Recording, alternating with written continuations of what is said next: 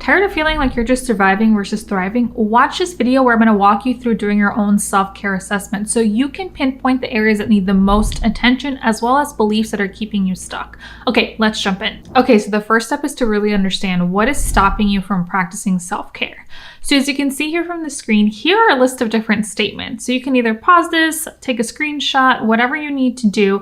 And I want you to scale this from 0 to 3, 0 meaning it does not apply to me at all. 3 almost always applies to me. And you can see the scale on the screen as well. Now that you've done this, I want you to just take a moment and consider anything that you scored a 2 or a 3 and kind of think about did anything about that surprise you. And I also want you to just self-reflect. Again, you can pause it or just really think about this. Why do you think this is? Why do you think this barrier exists in your life right now? And the other thing that I want you to think about, what have you done to try to overcome this barrier? What worked, what didn't work? So pretty much what we want to start to do is really understand these things that are keeping you stuck from practicing self-care. And clearly if there's anything else that comes to mind, any other concrete barriers that you really believe are reasons why you're getting stuck when it comes to self-care, then we want to think about like, what is that barrier, right? Is it more of an internal barrier, something you need to move through, certain thoughts, feelings? Is it more an external barrier, right? Lack of time, lack of support, things like that. So then we can know where we have to intervene and what we have to do to navigate. Okay, let me know in the comments below. Was anything surprising for you? Did something come up that you weren't expecting? Was there an insight that you had just as you were going through this first part of the assessment? Let me know below, comment below. For part 2 of this self-assessment, I'm going to go through the 8 dimensions of wellness, and under each dimension, I'm going to give you kind of different options, and I want you to go through and assess from 1 to 5 whether you feel like you're doing this. And you can see the scale. 1, it never occurred to me. 5, I do this pretty frequently.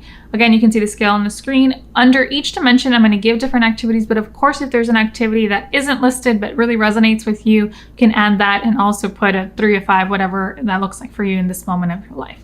Okay, so if we start off with the first one, we're going to start off with emotional wellness. So as you can see here, here's a different list of activities. How well do you know your internal landscape? How can you label emotions? How do you feel really confident expressing your emotions? Do you feel like you can cope with your emotions? Do you have those skills? So again, you can see the different options here. So take a moment, screenshot this, or again, just pause it and just quickly self-assess. You're going to do that for each of these 8 dimensions. I'm going to give you options. You can pause it, take a moment, and then move on. For the second one, social wellness, you can see here, here's a different list of activities. Again, think about the realm of relationships, people you turn to. Do you feel like you have people in your life that you trust? Do you regularly turn to them? Do you feel like you're open to helping other people? So again, thinking about kind of these different areas, where would you rate yourself? To occupational wellness, again, looking at these different lists of activities. Do you feel respected at work? Do you feel like you can ask for your needs? Do you feel like there's appropriate boundaries when it comes to your time? Again, these are just different examples when it comes to occupational wellness. Then we move on to financial wellness. So again, here's a different list of items. Do you have a budget in place? Are you able to manage your money in terms of paying your bills on time, managing any impulse to buy things, feeling like you don't have debt, things along those lines. Halfway through these 8 dimensions, I know this is a lot so far, but I'm hoping you're following through. And even if you're not writing these down, I hope you're at least taking a moment to pause and think about, see if anything stands out. So give me a thumbs up if you're still with me and you're still going to do the other 4 dimensions. Give me a thumbs up now. Okay, the next one is environmental wellness. Again, so this is one of the less commonly one associated with wellness, although again, I think now with our climate anxiety that there is more of a focus, but these are different activities when I think of environmental wellness. Check any that really apply to you or how you would self-rate yourself here. Comes up physical wellness. Like I mentioned before, this is very common. This will group in different, not just physical movement, but again, nutrition, sleep, substances. So you can see here, there's kind of category. This category encompasses all of those different areas. Okay, intellectual wellness is next. Again, here's a list of potential categories in terms of what you do to kind of feed your mind and keep it active, kind of have time for your passions, things like that.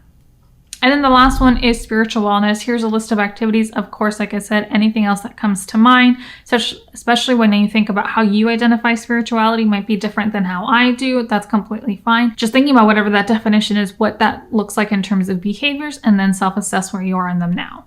As you're reflecting on these results, I want you to have some general kind of reminders in place. And number one, there is no right or wrong here. The purpose of this exercise isn't to get a certain score. That's not helpful. It's just to kind of look at, okay, this is one area of my life that I can really look at improvement. Oh, wow, this other area I'm really doing well. The whole point of this exercise is just to identify where you're at so you can see what's a good starting point. And with that, number two, practice being kind to yourself. So don't beat yourself up whatever the results are. Practice self-compassion. The whole point of this exercise is not to get stuck in a shame cycle, because if you do, then that's not helpful. And if that is what's showing up for you, then that's probably a good sign that that's an internal barrier that you need to move through. And this is a great way to start practicing by noticing and naming it and not getting stuck there.